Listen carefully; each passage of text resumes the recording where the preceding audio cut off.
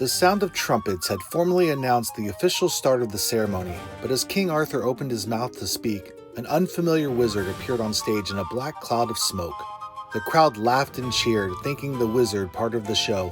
But while we were expecting comedy and light magic from the surprise guest, instead we got death and dark magic. Alongside the wizard fun stood Sir Dradel, another harbinger of destruction and insanity. Sir Dradel I knew from stories, a giant of a man who was said to be invincible and powerful in combat.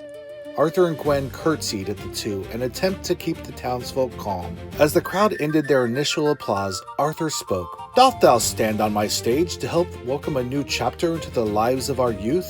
To facilitate and encourage their oaths?" Arthur asked this of the wizard fun with a look of suspicion on his face, yet I felt only I was aware of this detail, for the crowd still smiled in anticipation. Fun remained stoic. Then with a wave of his hand, Arthur and Gwen fell on their backs on the stage, unconscious.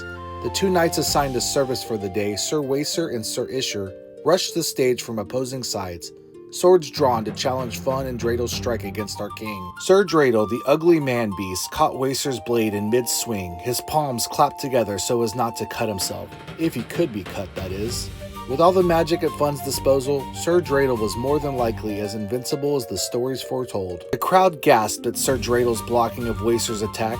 Dradel then plucked Wacer's sword away as easily as a petal from a flower and kicked Wacer in the stomach, full force. Wacer flew off the stage and landed in dirt 20 horses' lengths away.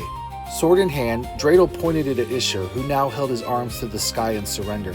Instead of swinging the sword to defeat his enemy, Dradel threw the blade into the sky, where it disappeared entirely. Isher then rushed the giant. His sword contacted Dradel's stomach, but instead of tearing into his flesh, the sword snapped in half and ricocheted off. Dradel smiled, picked Isher up by his ankles, and slammed him into the ground, killing him with the force of impact. Fun laughed, cackled. He held his hand out where a light emerged from a foreign object in his grasp. The glare was so strong and bright, I couldn't see what the object was. It pulsated, then sent waves of blue light into the crowd. Before the wave of light hit me, I let my instinctual guidance take over. I shut my mind completely and went to a place of zen, unaware of the horrors taking place around me. When I opened my ears, eyes, and heart to the world again, everything was different. A spell had been cast on Camelot. Fun and Sir Dradel were gone, and only I was unaffected by the dark magic.